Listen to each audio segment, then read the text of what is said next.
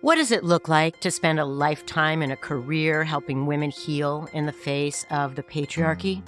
Welcome, gyno-curious listeners. I am Dr. Amy Novat. We are here to investigate what it means to be a healer and to be healed.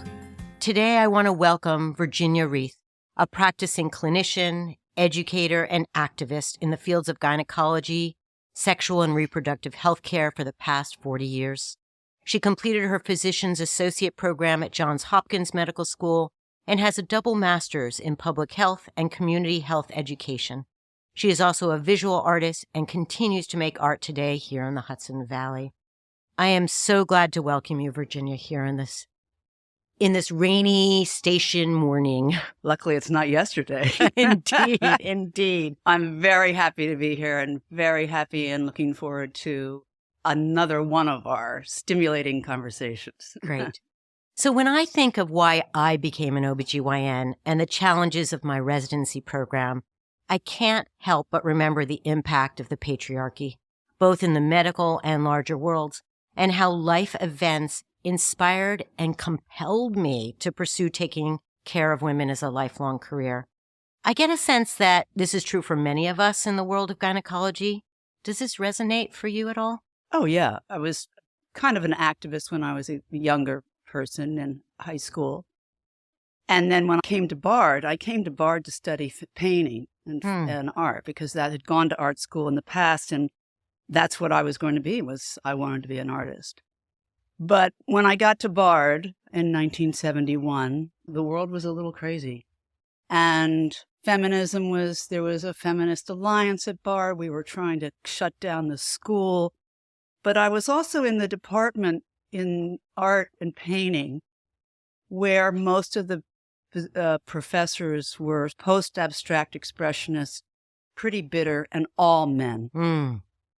And there was a lot of talk at that point in the early 70s that painting was dead. We had finished the last paint. Post-abstract expressionist was it. There was nothing more to be done. There was nothing more to be done in the world of painting. That's pretty funny if you look at it now. However, it was real. People were really talking about that. And that was the beginning everyone was talking about conceptual art. And I wasn't as interested in conceptual art. I really wasn't sure what I was doing. And actually what happened was I'd gone home at Christmas and a friend of mine who was at Brown came over with a speculum. And I said, God, what's that? And she said that she had been to this workshop with Lonnie and Jean Hirsch at Brown, who were this mother-daughter team who were teaching women how to do self-help exams. And I was sort of like, self-help with what?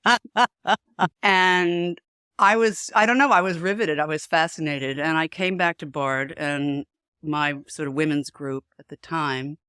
I said, listen, let's do this. I'll organize this and I'll get the speculums and let's do it. Talk about conceptual art. Yeah, exactly. So I don't know. I started getting, it was also the very beginning. I still have my 25-cent copy of OBOS, Our Bodies, Ourselves. It was the beginning of this idea of women taking control and taking it out of the patriarchy.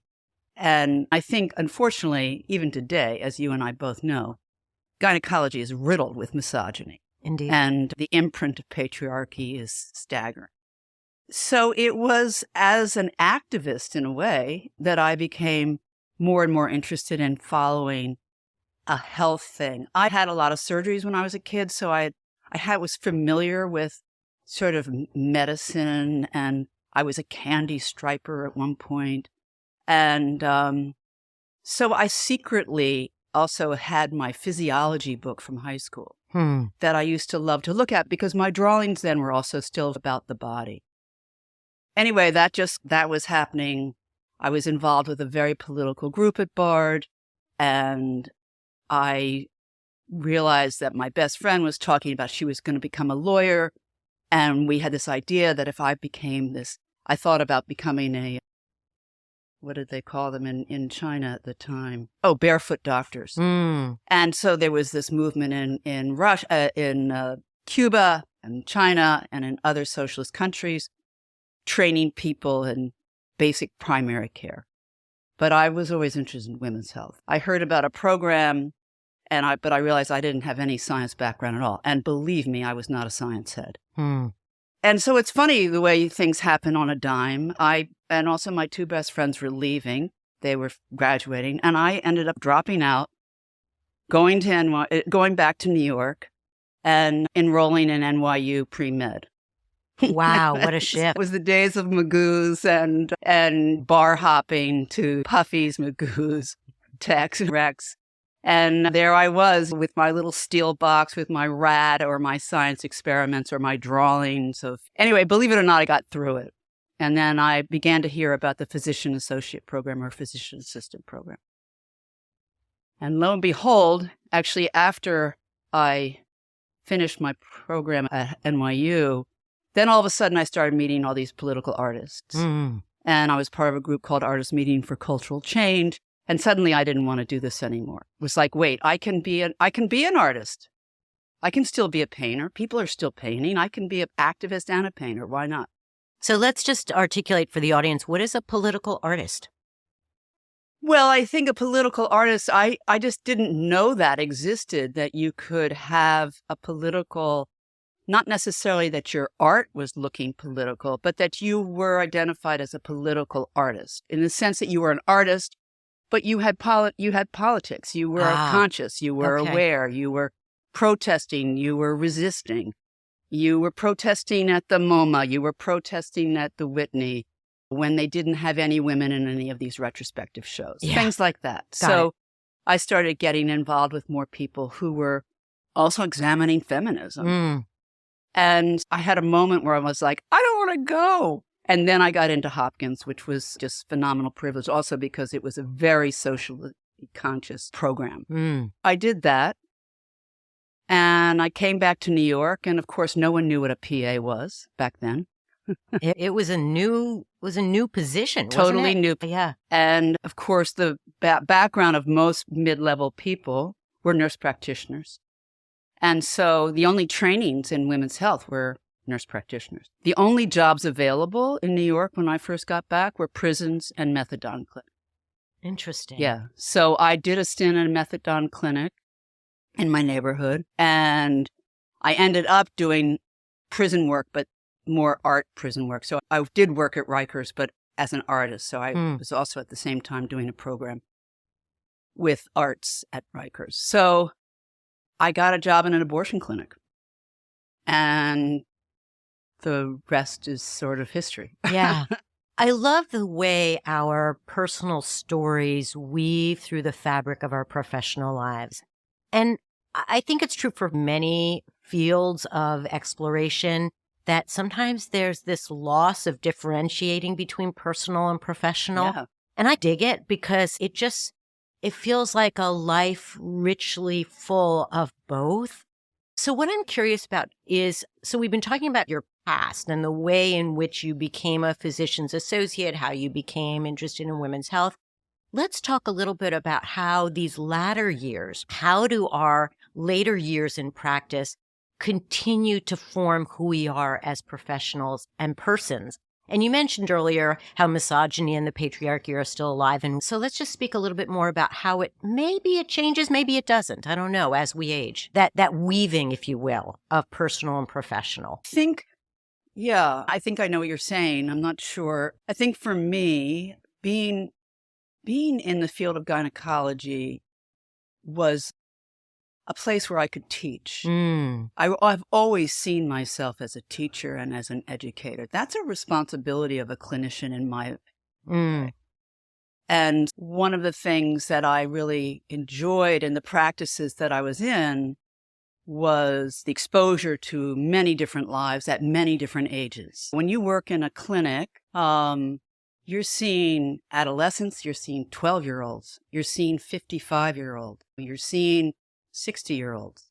So for me, it just continued the breadth of my work in the sense that people thought I had a specialty in adolescence when I loved working with adolescents. But at the same time, I was developing a practice that was focusing on the needs of women over 40. Because I wasn't doing obstetrics.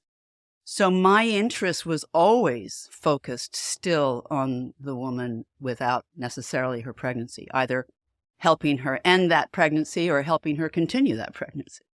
But so that was really different. And I have always contended, and you and I have talked about this, I really feel strongly that the field of OBGYN should be separated. I really feel that obstetrics brings a very different quality of a person into it.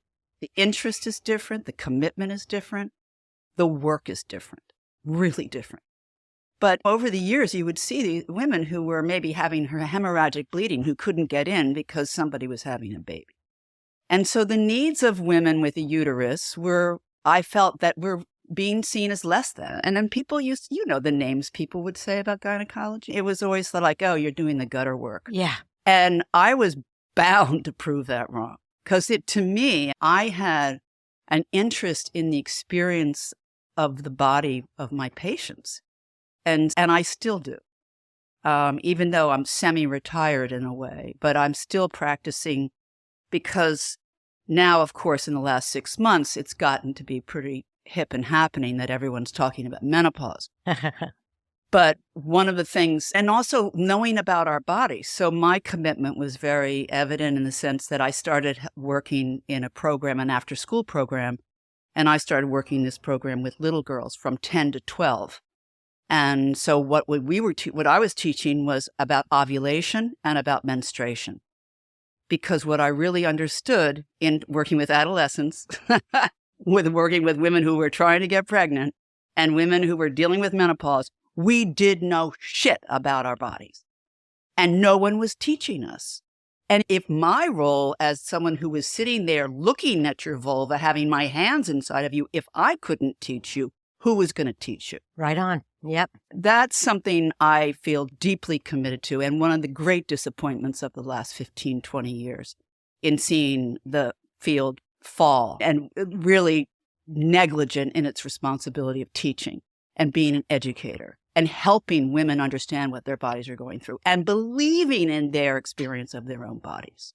What you just said has so much to respond to, and I'm going to segue into, so we've just talked about your personal story and then the outer world, and I'd like you to comment on the state of medicine in today's world and how this has affected, how you see it as affecting you as a practitioner, but also particularly how it's affecting our patients, because it's huge. It's tragic. Yeah. Really. Yeah. And I guess the needs of women right now are so diverse in our culture, political, personal bodied world. It's hard to see where there's an organizing force that could resist what's happening right now. In some ways, you and I have talked about this also, which is physicians need to quit, where they need to strike. Yeah. Clinicians need to strike out. The issue of the corporate takeover of medicine is having dire circumstances on the health and well-being and the security, the sense of security in your body. So that's something that's really painful to me to watch.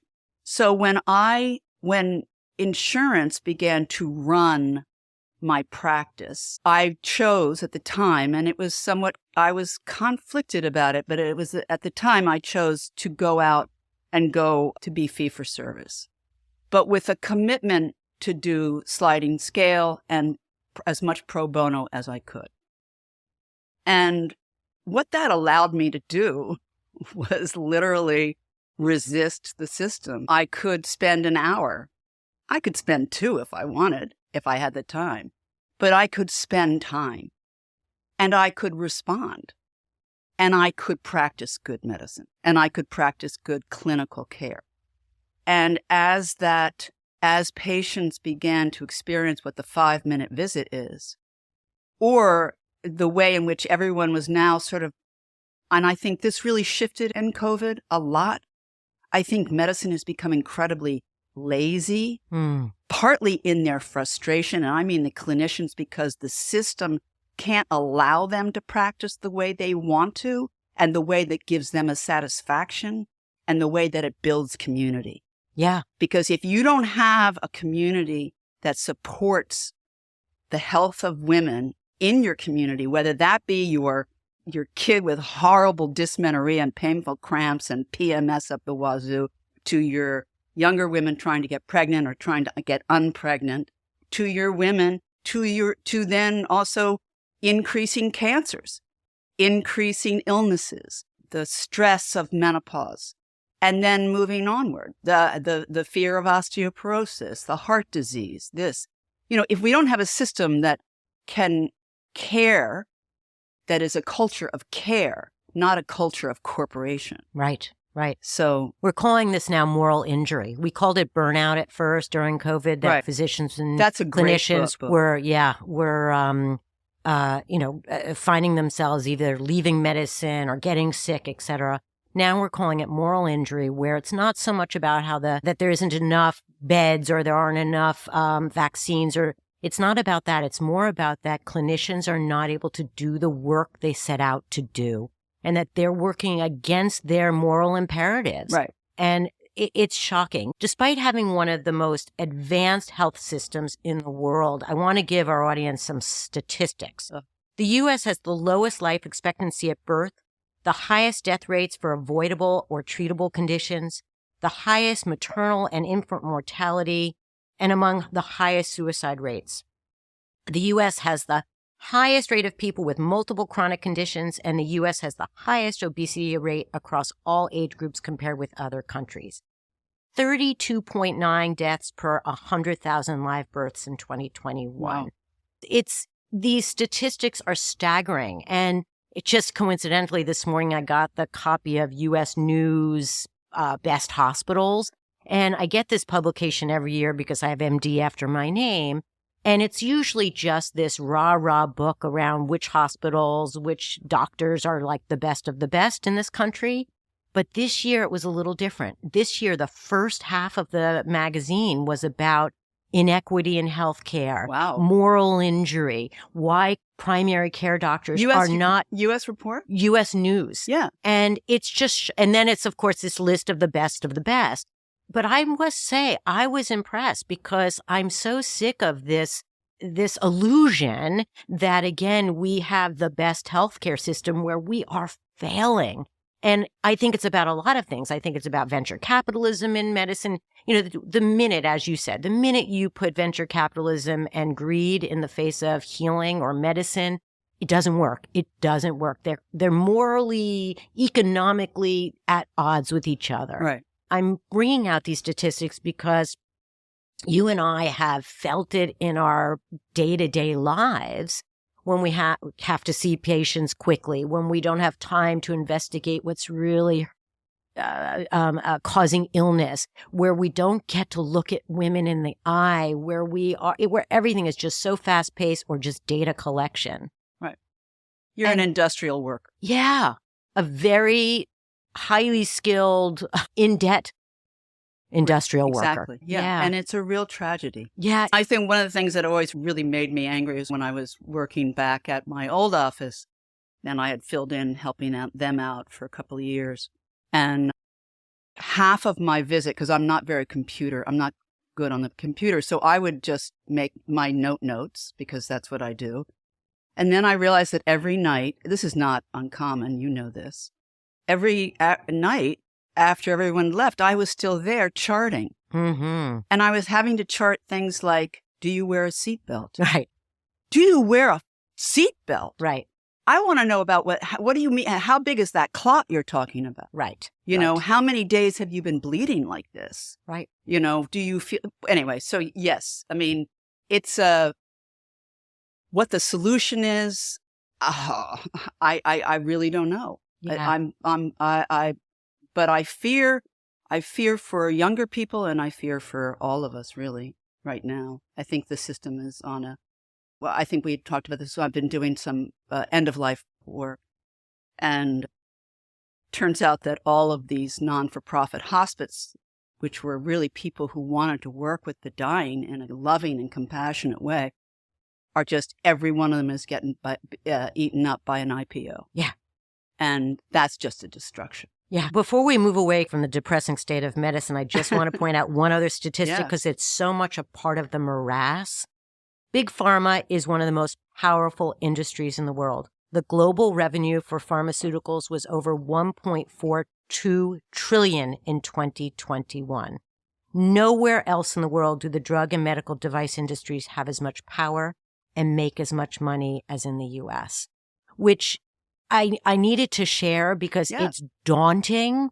It also speaks to me about the omnipresent, omnipotent role of pharmaceuticals in the world of healing.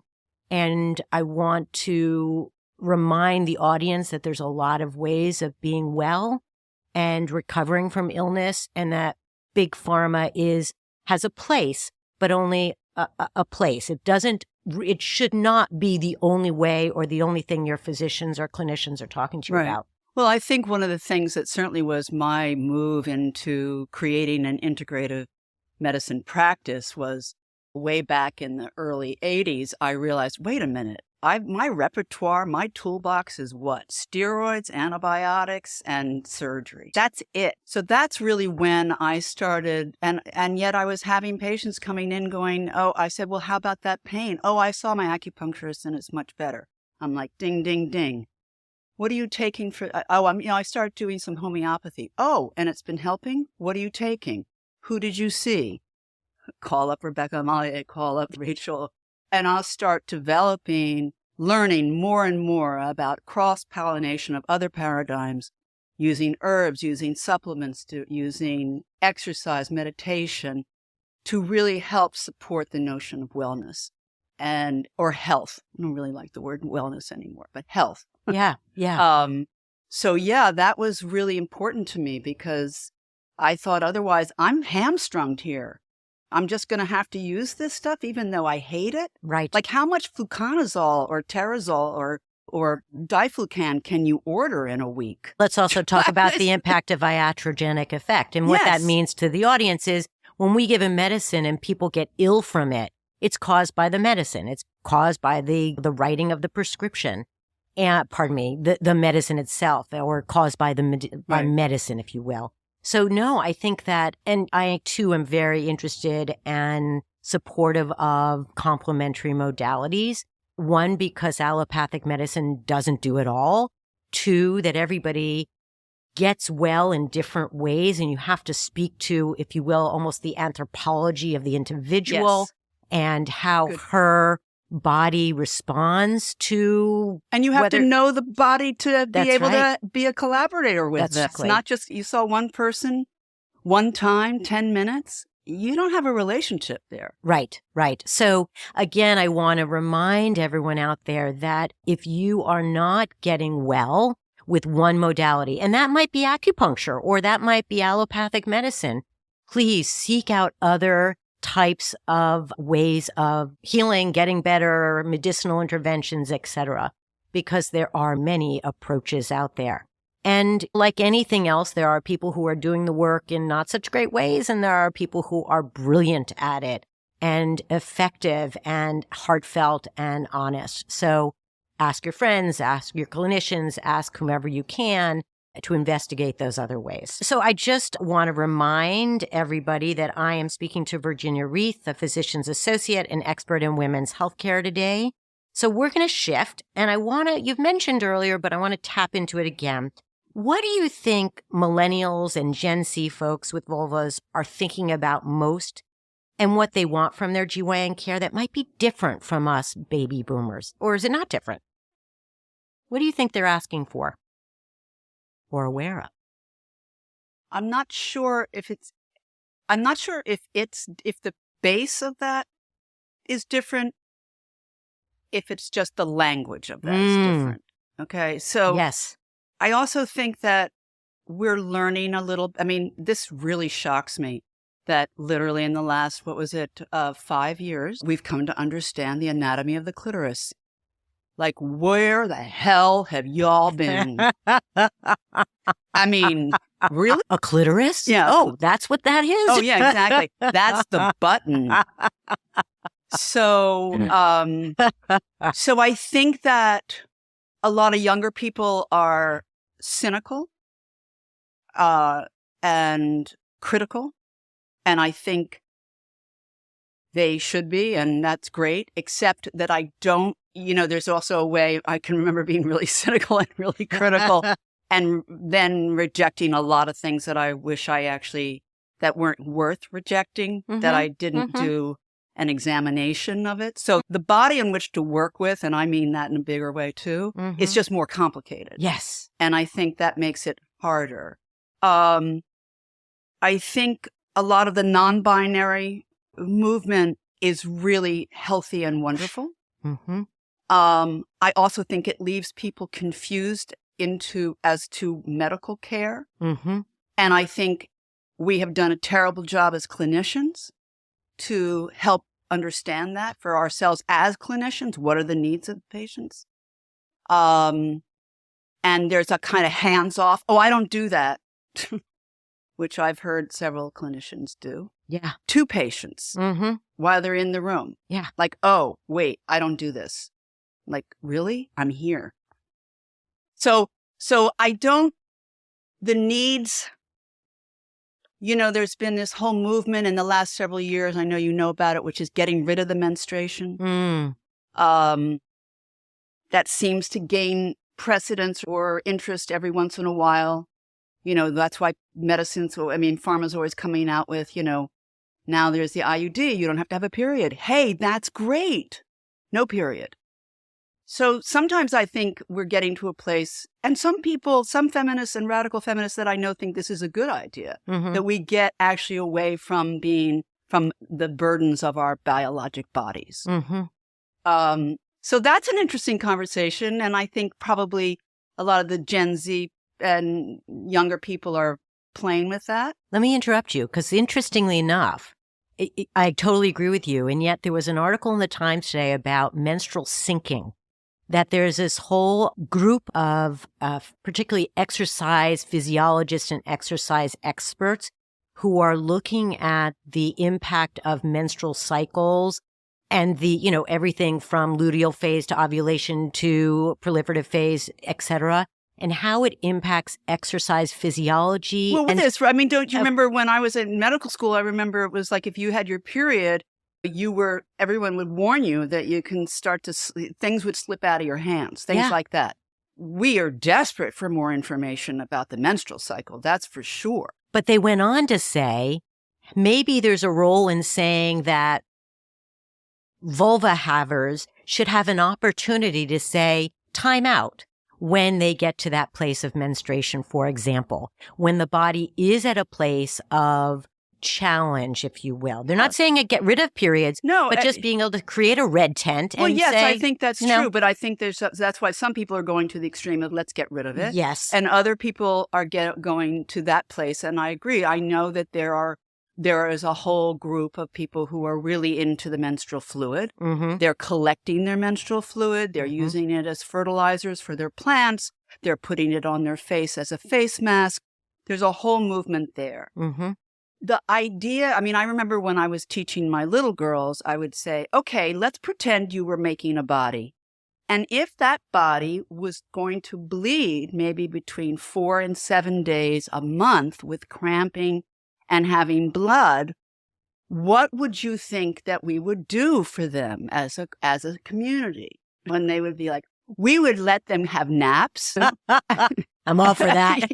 Right. And we would have good blood catchers. And it was I thought, yes, because we would be a culture that's aware of the body and that's aware of women's bodies. We have been so invisible in so many ways.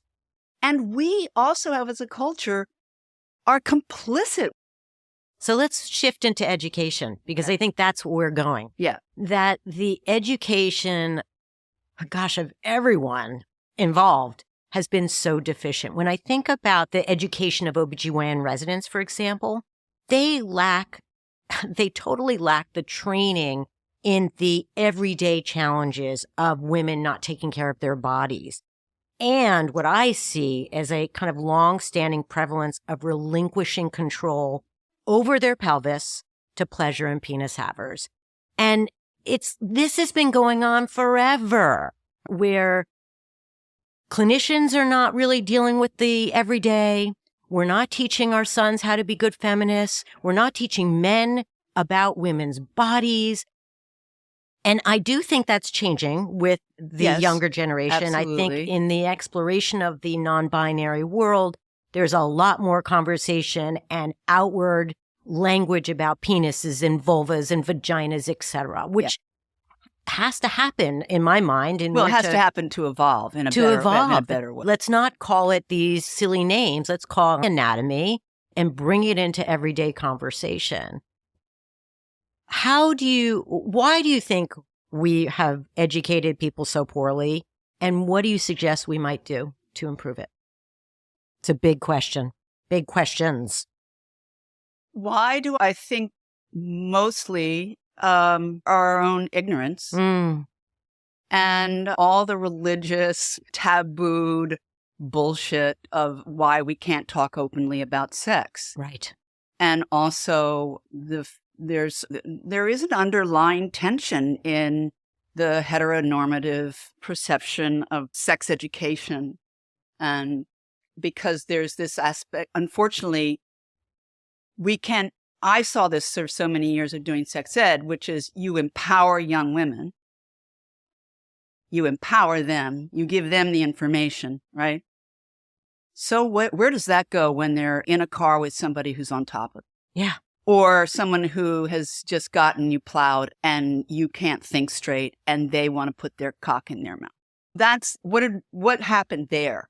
Because you're right, to sort of, okay, wait, what actually happens? I mean, there's a lot of times, sometimes I would ask colleagues of mine, like, do you even have sex?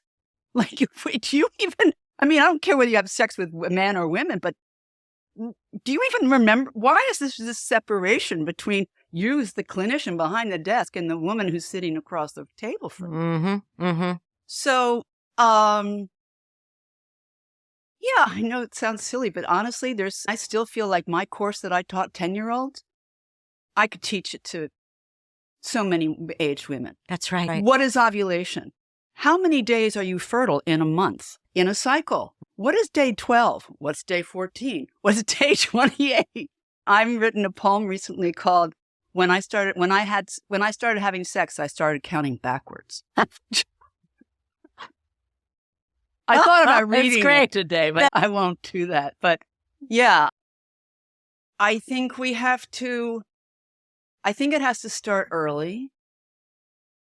And I think people have to stop being afraid of adolescence. I think there's an odd fear of both their rage and their passion. And I think you have to, I was just at my friend Barbara Ehrenreich's memorial 2 nights ago. And one of the things that she said I thought was so powerful, she was talking about kindness. She said, but kindness, you have to remember, kindness takes courage. And so it really hit me that we need more courage to face these battles head on. Yeah. And that it does take, you might have a compassionate idea, you might have a kind impulse, but you might find yourself going, no. And really it takes the courage to say, no, I'm going to do it. I'm just going to put my hand up. I'm just going to give that $5. I'm going to, whatever it is. Right. But I think that's something that we've lost in the culture across the board, which is a notion of kindness, of caring for others in a larger way, and caring for young people. A lot of anxiety, you know this so well, a lot of anxiety for a lot of young women who, when they don't get their period, what's happening? Where's their cycle? Why are they like this? What's wrong with me? And so much of the time, it's just sitting down and saying, okay, here's a mini bio lesson. Right. Here's what's happening. Right. And your brain's affected by it, your hypothalamus, your pituitary, there's a lot of things that can get off sync. And in teaching the real fullness about the body, which is such a remarkable unit. So I think that stuff still needs to be done. And I think in high risk, I mean, that's not probably true. I was going to say high risk populations, but that's a marginalization idea, I think. But I also think that people need to know about childbirth and child care. I mean, if you knew it, maybe if you had a baby sister or a baby brother or an aunt or a sister or a cousin, but we're out of touch with that. Absolutely. And so not knowing anything, not knowing how to soothe, not starting off with not even knowing how to self. Yeah. Yeah. It's like we don't even, you deal with sleep all the time, right? Because it's one of the major issues for women. Mm-hmm. When I ask them, do you know how to self-soothe yourself? No pills, no items, no nothing else. What would you do? Right. And that there's like this blank, like, soothe? Like what? Like, huh? Gosh, it's interesting. Our lexicon is just lost. Soothing, care, kindness, compassion. You feel like someone said, my sister said something like, watch with the granny talk. And I was like, hey, honey, if this is granny talk, I'll keep talking it until I die. There you go. There you go. Yeah. So, there's so much to unpack. There's so much to be said about all this. And I think that what I want to shift us to just a little bit, because you've been talking about hormones, is it's interesting to me when I think about how underfunded women's healthcare has been in research and development, i.e. big pharma and science, how little we know about the woman's body. And the contention has always been, we can't study women because one, they get pregnant and heaven forbid we risk, impacting the fetus, which, I will acknowledge and say, okay, but there's a lot of vulva havers out there who aren't pregnant, but then they go on to say, oh, it's those hormones. It's all that cycling that happens. It's all that estrogen. That's there. So let's talk about hormones. So if you would, give our audience just a brief education about the hormones that we're talking about, because we're going to segue a little bit into just talking about hormone replacement therapy. Yeah, great. So what hormones are we talking about? The predominant hormones in women that we're talking about are estrogen, progesterone, testosterone. And I would also say, I'm going to put the thyroid in there and I'm going to put the pituitary in and maybe throw in the hypothalamus. But the ones that we all are most familiar with are estrogen, progesterone, testosterone. So estrogen is actually 3 estrogens. We all walk around thinking it's just one estrogen, but there's actually 3, and they are estriol, which is the weakest estrogen, known as E3. Estradiol is E2. That's the more potent estrogen. And estrone, which is E1. And that's the hormone that we make more of as we get older. Okay. And we'll talk a little bit about the specificity of all those in a second. But so there's that. And then progesterone. And so learning a little bit about, okay, how does this work? So I'm just going to give a really short message, really short bioanatomy lesson. So what happens when we're born with all of our eggs, which are millions, and then by the time we're of toddler age, we've lost half of them. We continue to lose them. And then we become of menstruating age, anywhere from 10, that's getting lower, but from 10 to 16 is the common time when you're going to have. And that's a kind of series of neurotransmitters that are sex hormone regulators that start to stimulate the hypothalamus, the hippocampus. They go to the pituitary. From the pituitary, they bypass the thyroid and they go down to the ovary and wake the ovary up. And so from the brain to the pelvis. The brain to the pelvis. So that's your FSH, that's your LH. Okay. FSH is follicular stimulating hormone. LH is luteinizing hormone. Then you got some other things in there. But for the purposes of simplicity, we'll stick with the basics. The very first part of the cycle, when the ovaries are awakening, and when they're awakening is because the eggs are in there, but now we want them to come. Now they are having this need to come out and be mature as an egg. They're developed in follicles in the ovary. So as the egg is released, so the first part of the cycle is all dominated by estrogen. And so that's your personality A, right? That's your go-to hormone. That's your high hit. It's your sexy. It's your I'm on. I can think. I got it. Then at ovulation, when the egg is matured and released at day 12, 14 in that range, In the space of that is something called corpus luteum. You don't need to know that, but it often can turn into a cyst, which many of you might have had. So that's why I mention it. In that space is where we make progesterone. And so progesterone dominates the second half of the cycle. The two hormones elevate, and then we have a cutoff time, and the cutoff time is when the bleed starts. That's the period. And in there is a constant low level of testosterone that's on the bottom side, on the bottom page. And so basically, one of the things that happens is, let's say, when people talk about the hormone problem, right? So we often tend to focus, this country is obsessed with estrogen. It's obsessed with estrogen in the research. It's obsessed with estrogen everywhere. It doesn't understand. So for instance, when you look at some of the research on PMS, right?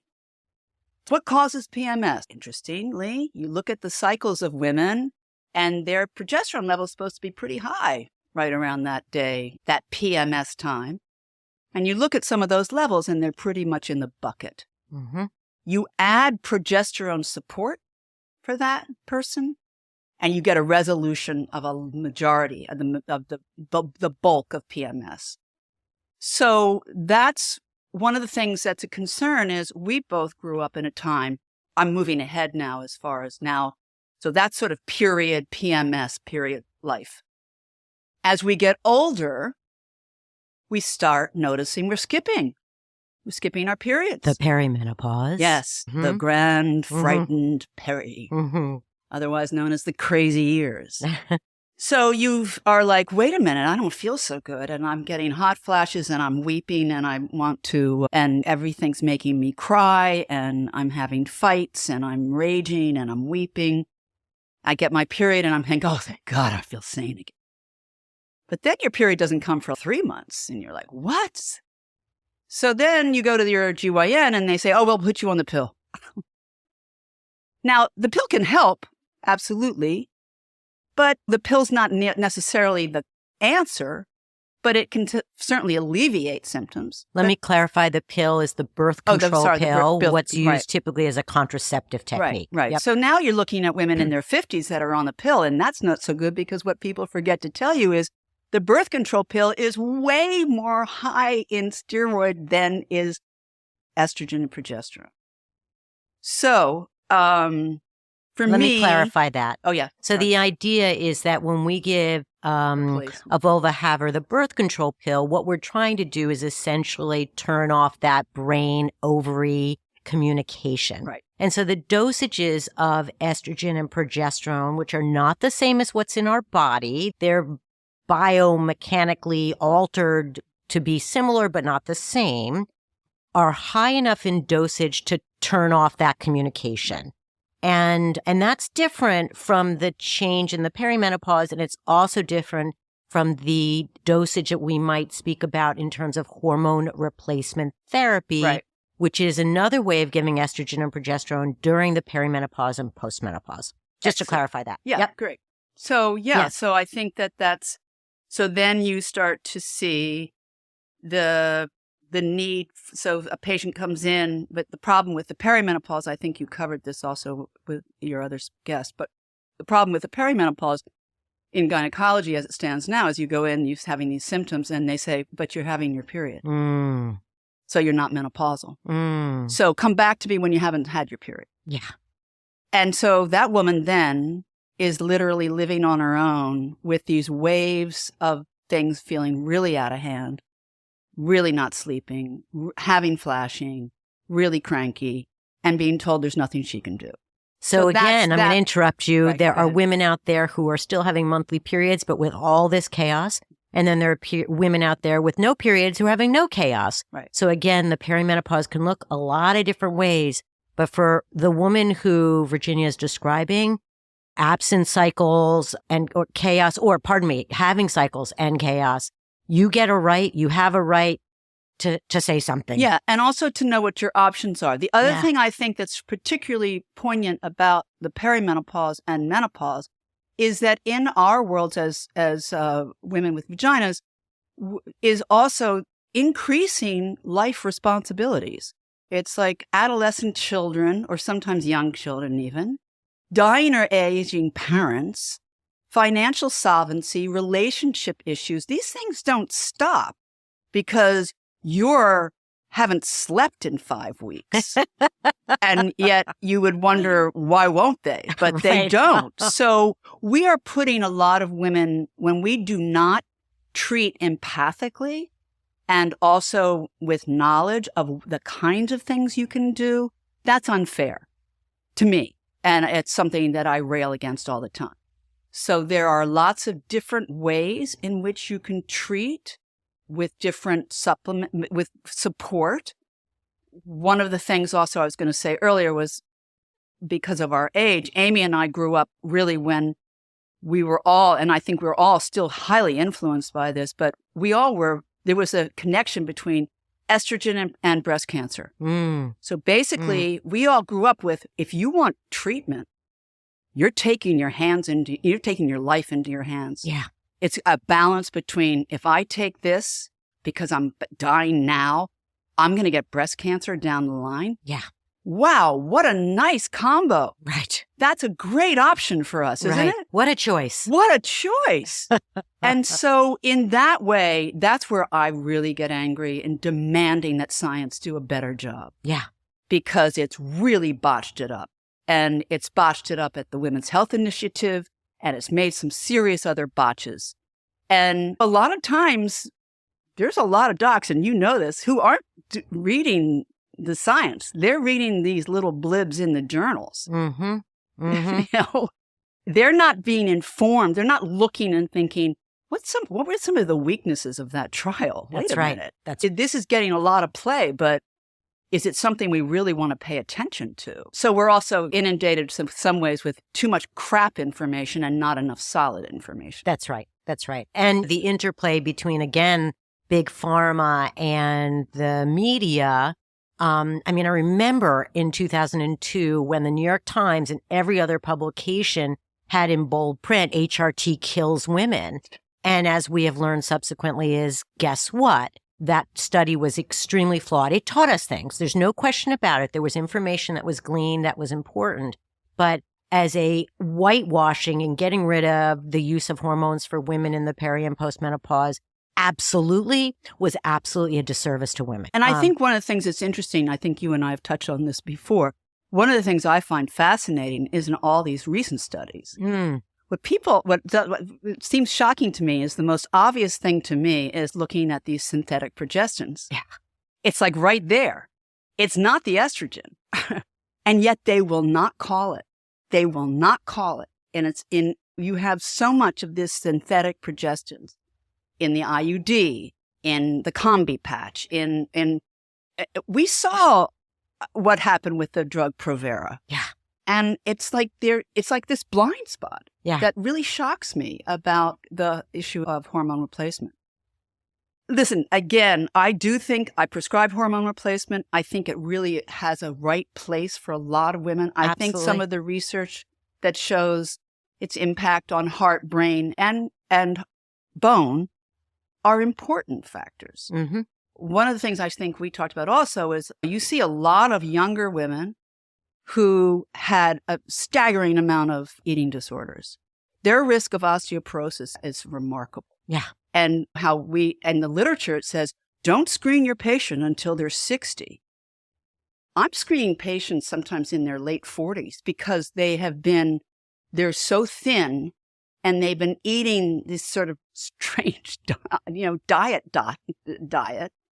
and their bones are shit. Yeah. And they're finding out like, oh my God, what can I do about this? So I think that, again, it's education and it's paying attention to who you're sitting across from. But I do think that hormone replacement has and I think transdermal across the board is what I would opt for. What do you mean by that? So we have to come to a close soon. Right. And there is no question, Virginia is going to be in this studio again, and we're going to talk about hormone replacement therapy in totality. But before we close, I want you to so HRT is hormone replacement therapy.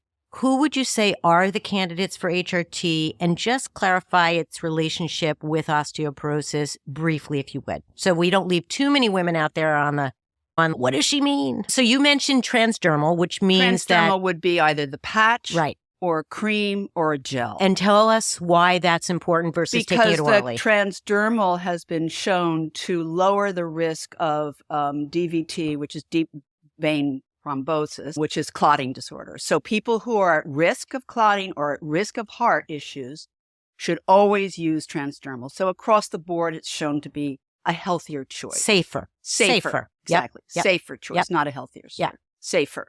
And the second part of the question. Who might you give HRT to? Who's going to come into your office? What are they say? You've already mentioned some of the symptoms, but so who is the candidate who you'd say, you know what, I think HRT is the first step? Well, I think that people who are really disoriented from hot flashing, my big concern for women, because I've felt this way for a long time, but we are chronically sleep deprived. Yeah. And I think it's having a big impact. And I think, unfortunately, it's having a big impact as we age, especially in brain function. Okay. So for me, if my patient really is waking up or I'm sitting in front of her and she's sweating or turning as red as your scarf and is like, oh my God, I got to just start taking clothes off, you know, and I say, how long have you been like this? And she'll say 6 weeks. And I'm like, none. Not 6 weeks. That's going to end right here. So that's somebody, hot flashes, no sleep. The other thing that's very important for women's sense of health and pleasure and vitality in the world is their sexual lives, which is another place that classically no one ever asks you about. And also, or else it's so heteronormative, it's always about your partner. It's, excuse me, you don't have to have a partner to be sexually active. Duh. I mean, we do masturbate, us girls do. We do. And we've got a lot of toys to play with. That's right. Yeah. So I think that vaginal discomfort, tightness, dryness, pain on penetration, whether that be a finger or a toy or a penis. Those women, lots of women do well just with that. That's right. All they need. That's all they want, and that's all they need. I do tend to use progesterone. Always. I don't believe you don't need it just because you don't have a uterus. It's often not given to women who don't have a uterus. Meaning they just get estrogen and not progesterone. They just get estrogen and not progesterone. I think in the first year to 3 years of menopause, I would give both. I usually do. There's still risk factors with this. We can talk about that another time, so I don't want to give the idea that this is the sort of bee's knees. But it can be incredibly helpful.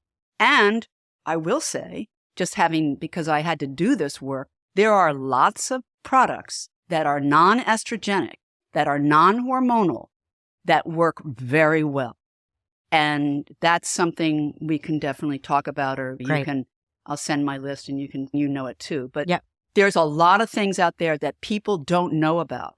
Right. And it's really important. And I think it's important that clinicians know what they're doing too. Right. Because you could say, oh, I've been using this.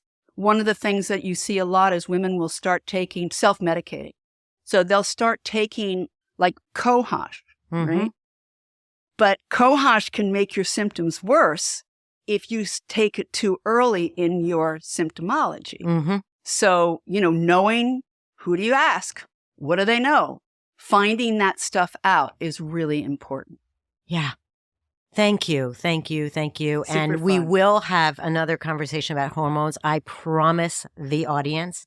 So you brought up a word, a concept that I like to close the show with, and that's pleasure. I want to speak out loud about the experience us women have that give us joy. For so long, women's pleasure has been silenced, denied, or even shamed. So, Virginia, what gives you pleasure?